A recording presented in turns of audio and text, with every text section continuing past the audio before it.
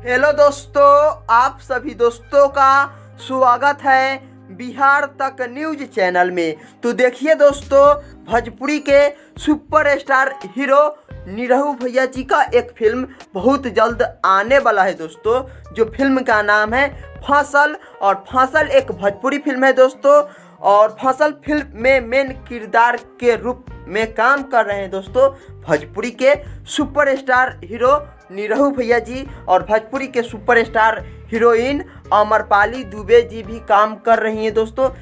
फसल फिल्म में सबसे ज़्यादा जो गांव से संबंधित जो भी किसान भैया लोग होते हैं, उसी से संबंधित फसल फिल्म में बताया जाएगा दोस्तों।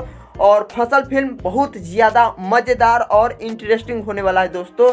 और फसल फिल्म बहुत धमाकेदार तरीके से सिनेमा हॉल से लेकर सोशल मीडिया और सभी भैया और दीदी के दिलों से दिमाग तक बहुत ज़बरदस्त तरीके से एंट्री करेगा दोस्तों। चलिए दोस्तों, हम लोग अगले वीडियो के साथ